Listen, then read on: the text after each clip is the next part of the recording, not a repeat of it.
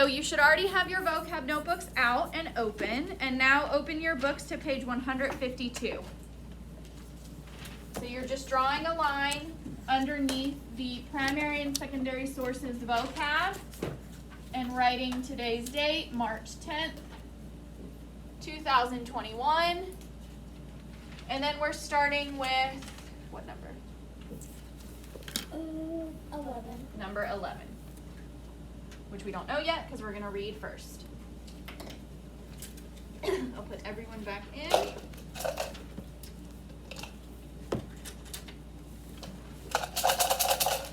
Yes, Aaron. 152. We're on page 152. So this is a skills lesson. This is a map skills lesson. We're going to read a population map. Aaron, go ahead and begin loud and slow so we can all hear you. Why it matters. Hold on one second. Aaron, loud and slow on page 152. Why it matters. Louder. Reading a population map helps you understand where a city. Oh, go slow. You skipped a letter. You skipped a word.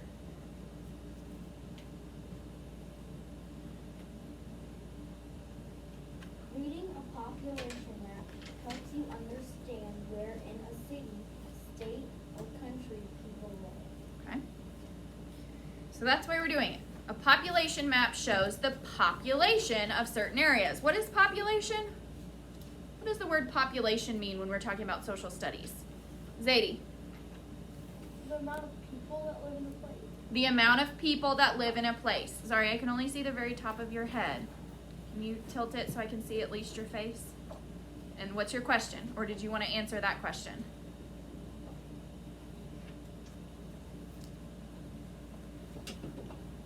I can't hear you again.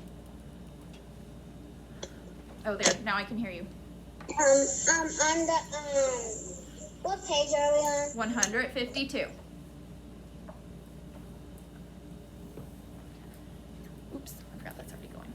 Okay, so population maps help us to understand where in a city, state, or country people live. Do people live on every single bit of every single city? Smith?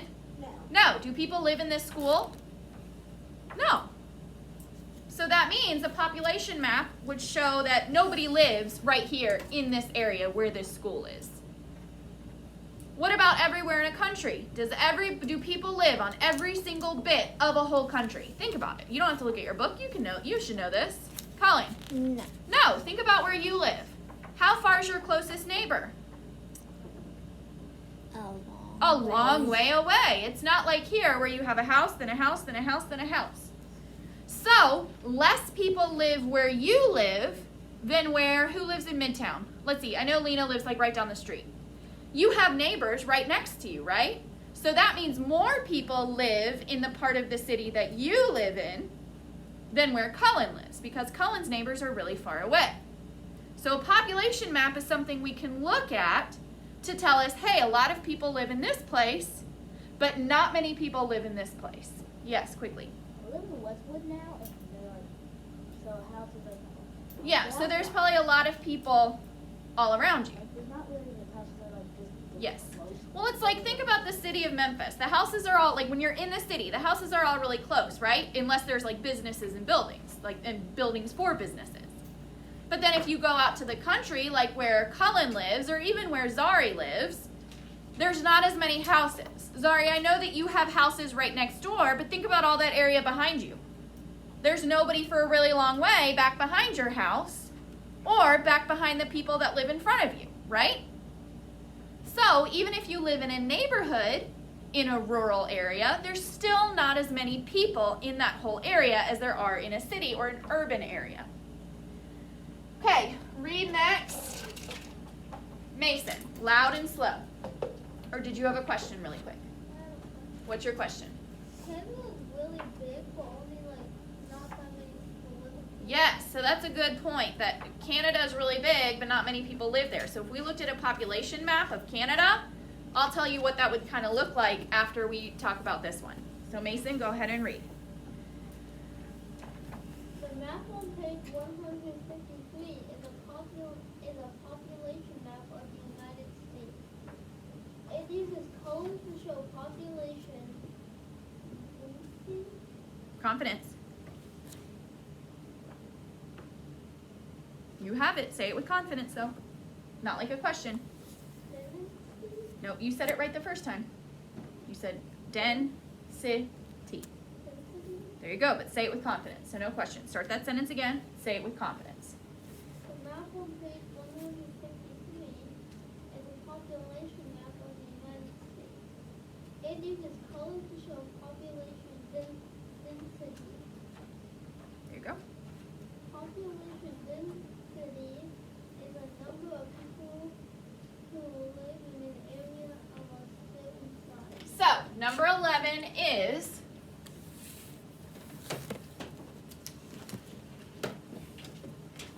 population density. And Mason, what is population density? It's the number of people who live in an area of a certain size. The number of people who live in an area of a certain size. Now, all that means is you have a map and you have this area. We're going to call it Memphis. Population density is the number of people that live in that area. We know Memphis has a lot of people. But, say we're talking about a different area. What's the name of the, like on your address? What's the name of the city or town that you live in? Is it Drummond's? Drummond's. So now, here's Memphis. This is this area. But now, let's look at the area Cullen lives in. Drummond's. There's not many people there.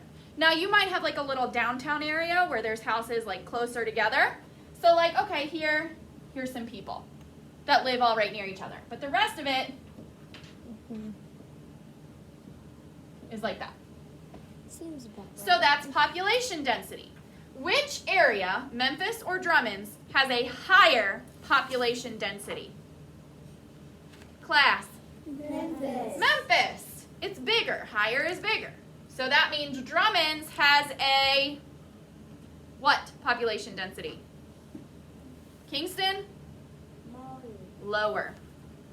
Lower. Smaller does mean the same thing, but when you're talking about population density, you're going to use higher and lower instead of bigger and smaller. You may be thinking, but they mean the same thing, but there's slightly different meanings to the words. So, a place where there is more people, an area is going to have a higher population density than an area where there are less people. Yes? You drew that about right. Yeah, except for the fact that Drummond's is definitely not bigger than Memphis, but this is not, Drummond's is like Tiny. this. Yep. But we wouldn't have been able to see that. Okay, so let's keep reading. Oh, Mason, keep reading. Finish out your paragraph. This map tells how many people live in 1 square mile and 1 square kilometer. So, I have this map up. Okay, I know the colors are going to be off, which is important when it comes to this lesson. But you have the map right here. I'm just going to use this so that I'll point up here, you look where I'm pointing, and you look at that place on your map, okay? This is just so that you can see where you're supposed to be looking on your own map, okay? Because the colors are going to be different up here. Okay, hopefully everybody has this definition, because I'm going to erase it. Okay, so here we see this population density map. Mason just told us that it shows us how many people live in 1 square mile and in 1 square kilometer. Let's keep reading to figure out how do we read this map. Read next.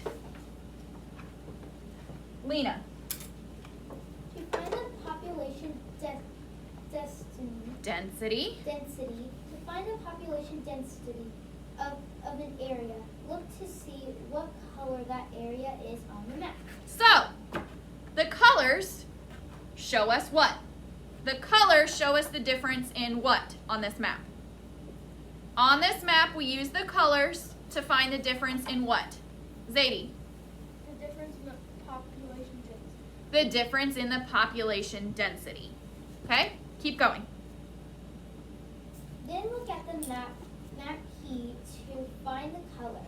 It tells you how many people live in each square mile and square kilometer.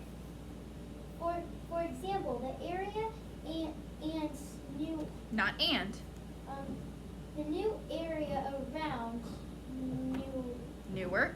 Newark, New Jersey is purple. Pause. Let's find Newark, New Jersey. Look on your map. If you can't find it after a minute, look where I'm pointing. But you need to find it, try to find it yourself, and then put your finger on it. We know it's in New Jersey. You all should know where New Jersey is because we took our states and abbreviations test. If you can't find it, it's right here below New York City. So find it on your map. Lena told us it's purple.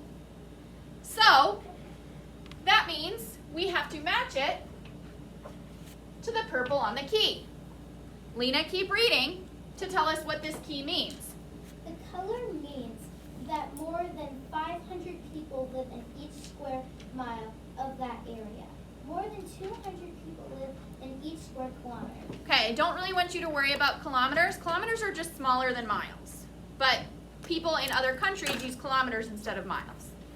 So a kilometer is like this, and a mile is like this. Okay?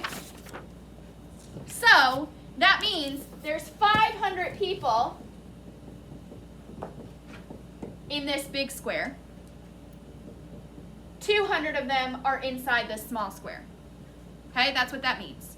1 square mile is bigger than a kilometer. So that means this whole square mile has 500 people, if the area is purple. Inside this kilometer are 200 of those people, which means 200 live in here. How many live outside of the kilometer? If there's 500 total, 200 are in here. How many are on the outside? Mason? 300. Good. So that's what that means, but we're mostly going to be worried about the miles. So, are we going to be worried about this side of the key or this side of the key? The left or the right? Class? The left. We're not really going to worry about that unless the question specifically asks us how many kilometers or something like that. So, Lena just told us that Newark, New Jersey is purple. We match it to the purple on the key, which means that more than 500 people live within each square mile. Is that a lot of people or not many people? A square mile is like, raise your hand if you've ever run a mile. If you know you've run a mile. So a square mile means this. It's a square of land where each side is 1 mile. So that means from here to here is 1 mile, from here to here is 1 mile. It's not a very big area of land. I mean, if you've run a mile, you've run across that square. It's not very big. That's 500 people packed into this area. So is that a high population density or a low population density? Class? High. Very, very high. Well, think about what we know about New York City. Is New York City just this small little town? No, there's hundreds of thousands of people, millions of people. stacked on top of each other in massive apartment buildings that are like 100 stories tall. So there are so many people, because think of New York City. Well, once it got big enough, could they keep making it bigger, like out? They started running into other towns. So instead of putting people out, they started building tall buildings to put people on top of each other in apartments. Yes, quickly. There's a really bad, that could be like a really, really bad trend where like a lot of people get like, you know what I'm talking about? I guess so, but it's not bad because they're nice apartment buildings.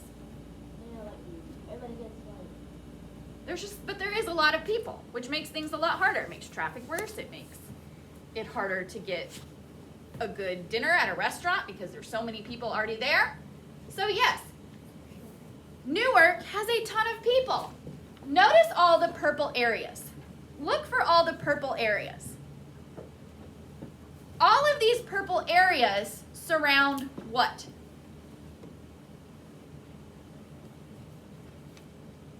Victoria? places that have 10 to 50 square miles. Well, people per square mile. Well, but notice, look for all the purple areas. We already know that there's more than 500 people in 1 square mile. But where are all these purple areas? What do you see where all these purple areas are? Smith? Around cities. Around cities.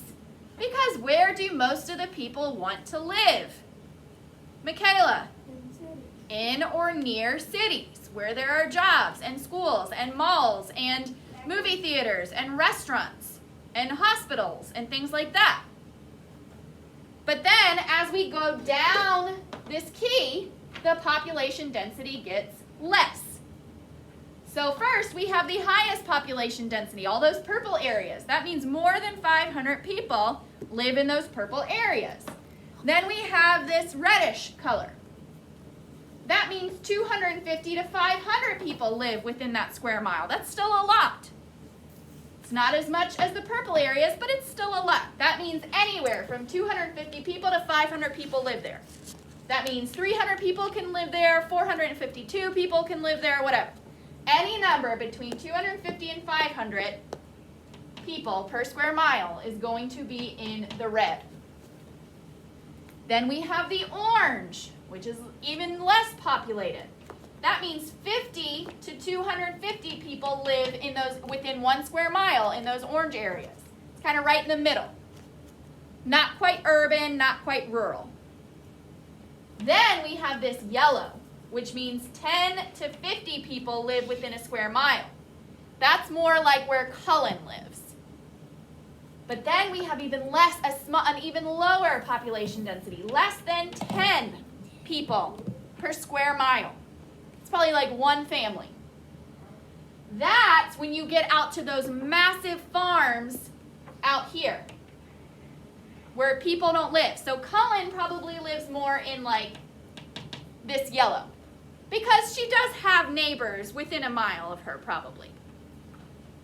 But when we get out west, where those big farms and ranches, that means somebody's farm or ranch is going to take probably like 40 square miles of space. So can anybody live within a square mile of them if that's all their farm? No.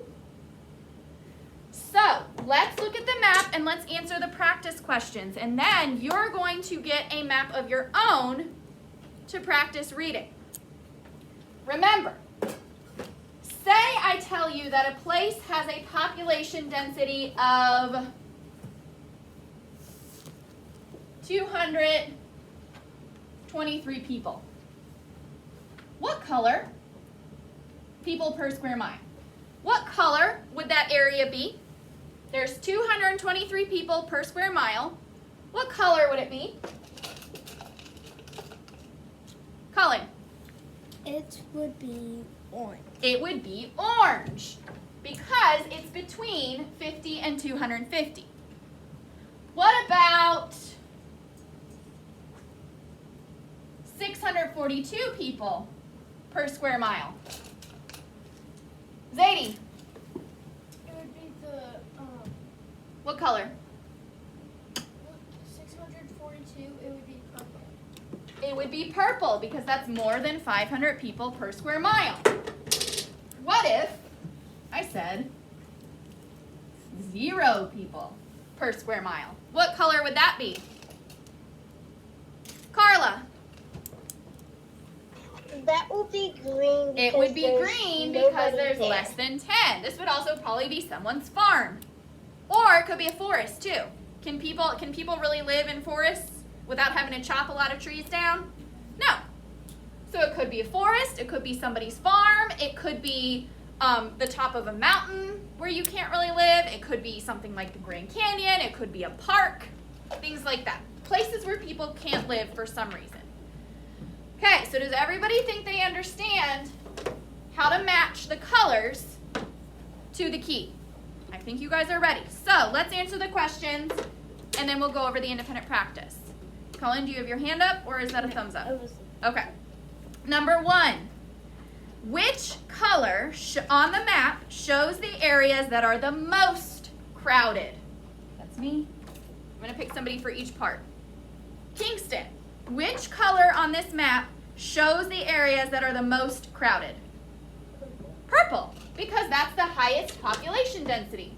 Remember, like the drawing we did of Memphis and Drummond's, the higher the population density, the more people. The lower the population density, the less people. Okay, well, what about the least crowded? Zari, what color shows the least crowded?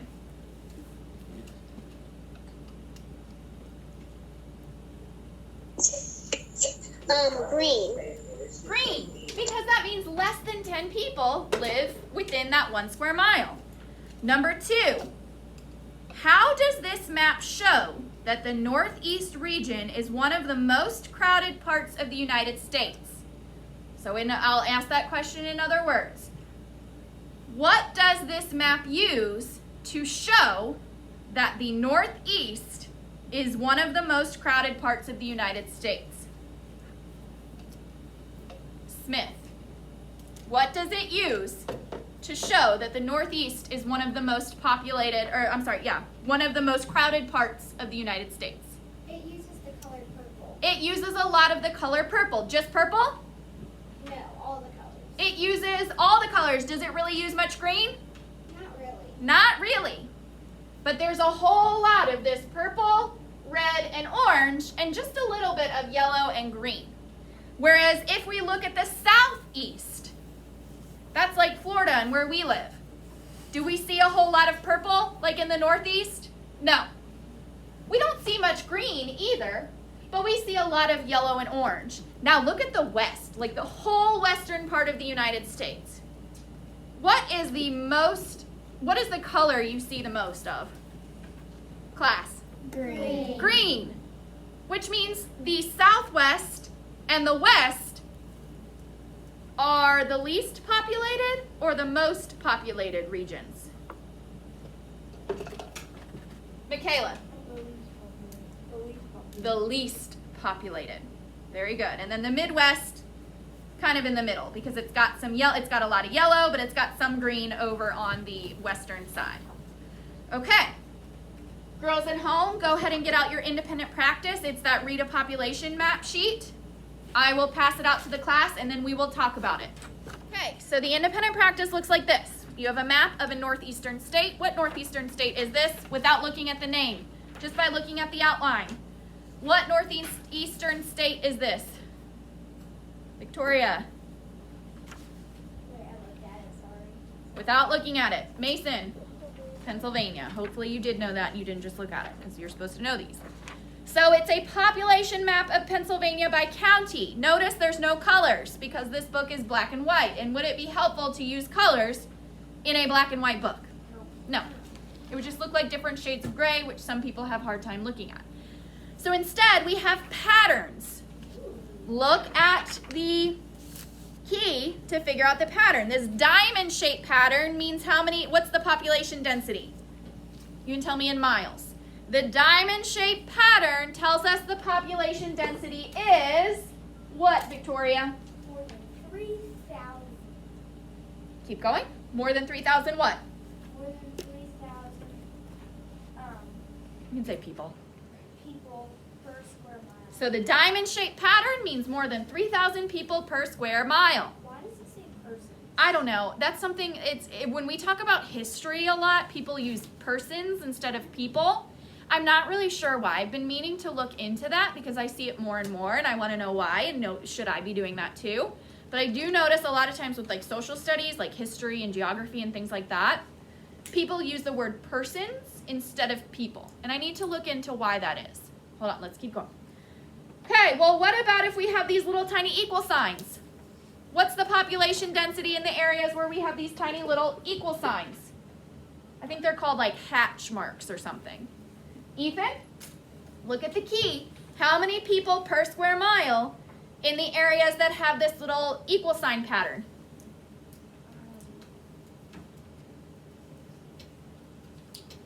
Find it. Look at the key. Find the little equal sign pattern. How many people per square mile is that? Between what?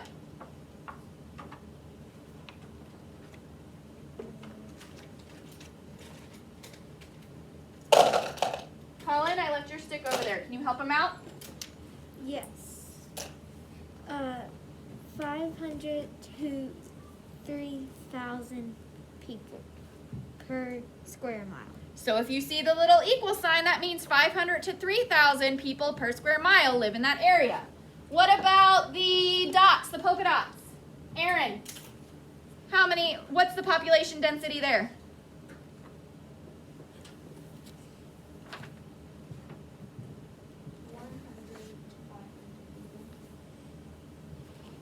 Oh, I skipped the stripes, sorry. The stripes, but I did say polka dots, so. What about the stripes? If you see the stripes pattern. Aaron? 100 to 500 people per square mile. What about the polka dots? The little tiny polka dots. Kingston, what's the population density? 25 to 100. 25 to 100 what? Persons. Per square mile. Because it doesn't just mean in this polka dotted area, this massive polka dotted county up here. That doesn't mean that only 25 to 100 people live there. It means 25 to 100 per square mile. What about just the plain shaded areas? Just the plain shaded areas. What's the population density there? Zadie. Less than 25 people per square mile. Less than 25 people per square mile. So look closely. You can see the difference in all these patterns. Remember, sometimes, especially the diamond-shaped patterns, is going to be really small, and you have to look really close to make sure that there's not diamonds around a little city. Okay, so on the front, numbers 1 through 5. If you are whistling, please stop. Match the city, for each pair of cities listed below, circle the city that has a higher population density. So that means for number 1, you need to find Philadelphia, and you need to find Pittsburgh, and you need to look at the pattern around it and figure out which one has the higher population density. We'll do this one together. Number 1, which one has the higher population density, Philadelphia or Pittsburgh? So find Philadelphia, find Pittsburgh, look at the pattern around it. Which one has a higher population density? I'm going to pick a stick. Let's see, I'll pick it. Lena. Philadelphia. Philadelphia, because Philadelphia has what pattern behind it? What are they called? Kingston, can you tell her what they're called since we talked about this earlier? Diamonds. And Pittsburgh has the little you can call them what I call them. equal sign. The little equal signs. We know the diamonds are higher up on the scale, the key, so that means the diamonds are a higher population density. So that's what you're doing. So you would circle Philadelphia because it has a higher population density. Then look at the back. You do not have to write incomplete sentences. But you do need to answer the questions.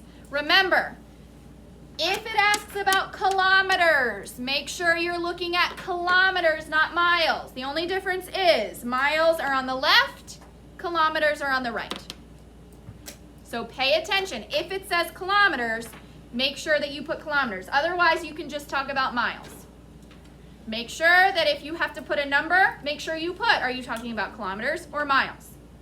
Otherwise, I'm going to think you said 25. I'm going to think, oh, you meant kilometers when really you meant miles. And I'm going to count it off. Any questions about the independent practice? Yes, Victoria, quickly. For numbers 7, 8, and 9, you have to write complete sentence. Nope, but it has to be fully answered. Mason? Oh, my question was the 8 and 9 missing Y. So notice if it says why, you have to say, how do you know? Why just means, how do you know? Why is that the answer? Well, I know because blah, blah, blah, blah. Okay? So it's like the question I asked a minute ago where I said, how do you know that Philadelphia, I asked Lena, how did she know that Philadelphia has a higher population density? Well, she told me because it has the diamonds and Pittsburgh has the equal signs. Okay? Any questions?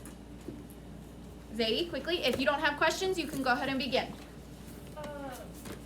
there a side you'd like us to do first? Nope, they just both need to be completed. Okay, you will have until, let's see, I'll give you 30 minutes from this point. 34 minutes. So we will start religion at 1:45. If you finish, you may turn it into the social studies tray.